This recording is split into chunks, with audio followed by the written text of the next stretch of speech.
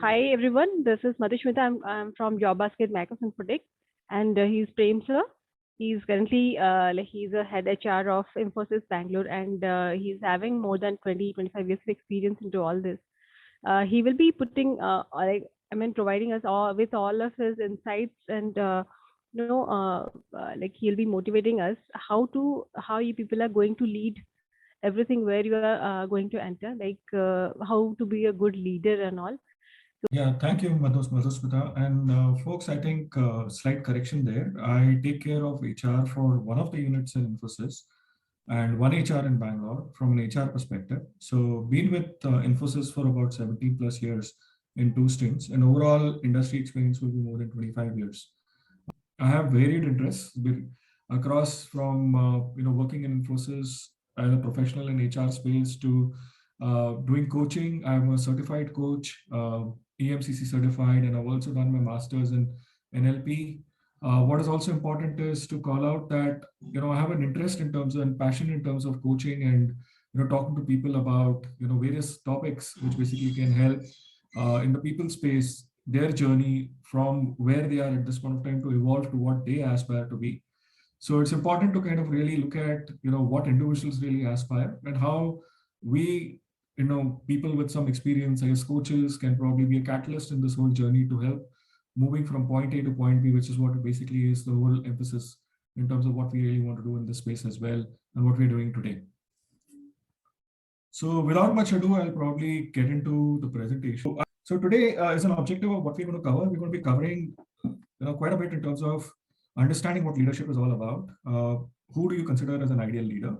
What are the traits are leaders born or made? What are the various leadership styles? What are the characteristics and perspectives of some of the marquee leaders that we are conversant with, whom we basically see in the industry?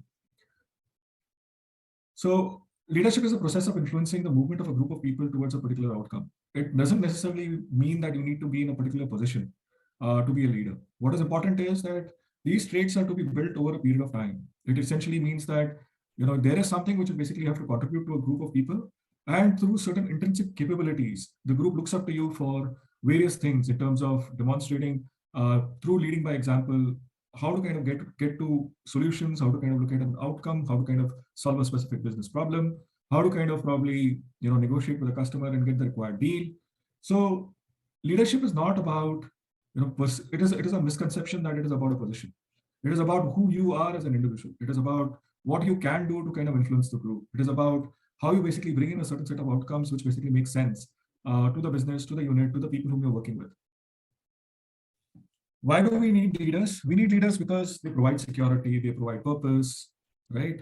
And they are able to kind of help in terms of attaining a specific outcome, right? The last column I think is a repetition, but I have it in my mind, so I'll actually tell you that.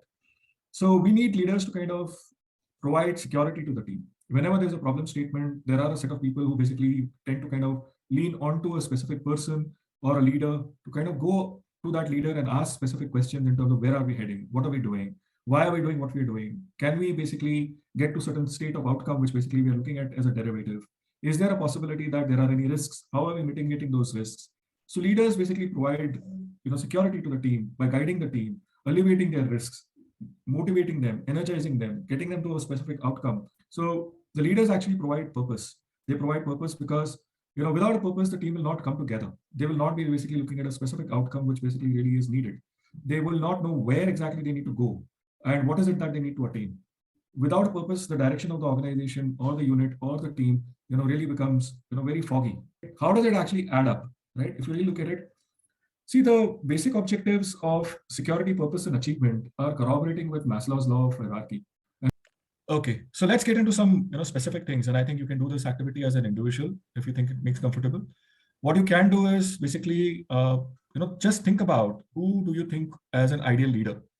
So who according to you is an ideal leader? If you have a paper and pen handy, you can just note it down and probably spend maybe about 30 seconds noting down the name of the individual in terms of who do you think is a ideal leader.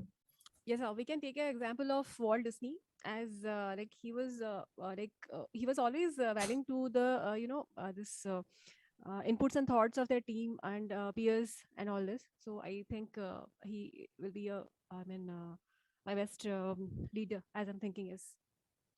Sure, absolutely. I think one of the greatest artists.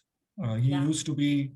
In fact, if you really do a little bit of Google, you will probably understand that there were so many instances where he went around trying to kind of convey to people that his ideas in terms of coming up with, um, movies, Yeah. with some characters Animations, animated, characters. Yes. yeah, and nobody actually bought those ideas. So he basically spent a lot of time convincing people, but when he hit the ground running, he was basically a runaway success with some of the uh, animation movies that he came Animation. up with. Yes. Yeah, so Yeah. there are quite a few examples in terms of why exactly he's been perceived as one of the greatest leaders, primarily because I think he never gave up at a time when there was a constant pushback that this may not work. He believed in himself, he believed in his ideas, he kept pushing forward, and finally, at the end of the day, he was successful. So, we will go into one style of leadership, and there are 20 styles if you basically really look at it outside. Most of these basically are, uh, talking about some theory or the other. But one of those things which basically resonated, at least with me, and I can clearly bring that out, there are two qualities which basically are important for any leader. And this is basics, right? This is the bare bone. It is concern for people and concern for production on two axes, X and Y, right? So it is important for a leader to have both concern for people and concern for production, right? And each style basically X, Y, L, there's a name to that style, right? If you're only concerned about production and not concerned for people, then you're perceived to be an autocratic leader. If you're only concerned about people and not concerned about production, then you're considered as a benevolent leader, right? And a person who basically is not concerned either for production or people and just there, because there's a place, it is called a placeholder leader, is a laissez-faire leader. That person is not concerned either for production or for people. So any leader who has to be successful has to definitely have concern for people. They need to know their teams well, what is required by their team. And they need to also have a concern for getting the required outcomes, be it in terms of production, be it in terms of sales. I'm just taking production here, be it in terms of sales, be it anything, which basically the collective output of the team is going to be very, very important. So we talked about different perspectives, right? I think one of the key things I want to kind of bring in is what do leaders actually think of? What are those things that we've heard these names, right? So we'll just go into the what these leaders have to say about leadership styles. Okay. So that you get a flair in terms of what worked for them as a leader. What is it that they talked about in terms of leadership? So this is Narayan Murthy's perspective. What does he say? What does it take to be a leader? So he says, be nimble, be a mentor, be courageous, respect your competition, stick to your ideas if you think your ideas are powerful. I will not go into every detail of what the Tatas have called out because I would be repeating it, but I'll leave it there for you to kind of really see what Ratan Tata's perspective is. And this is all available literature. I picked it up from the sources which are basically there on the website. So this is not my creation. These are scientific, clearly documented pieces of evidence in terms of their leadership style. I'll move to the next slide in terms of Barack Obama. And this became very relevant, right? In the US elections which are being fought when they were looking at Joe Biden versus Trump. Everybody was talking about Barack Obama's leadership style. Why? Because he was able to carry people along. He was able to motivate people. He was able to remain calm under pressure. Even in the toughest of decisions he's taken in a very calm and composed way. We'll run with in terms of accountability versus responsibility, and we'll cover these. Usually what happens is a leader basically thinks that, they need to lead by authority. Now, authority is a power or influence, which comes with a particular position. There are leaders who basically exercise authority more often than not.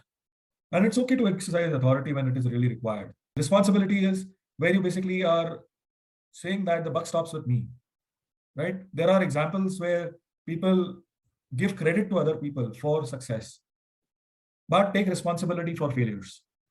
You don't put the last person in the food chain on the block because of some failure, right? That's the last thing to do. The team will never resonate with you if you basically put the last person in the food chain on the block because you failed. So all these things put together is what basically is how the mix actually applies as far as leadership is concerned. How to improve your leadership skills? I will leave it there. I think all of you people are basically, literate enough to read it and understand this is what basically it takes to develop your leadership skills.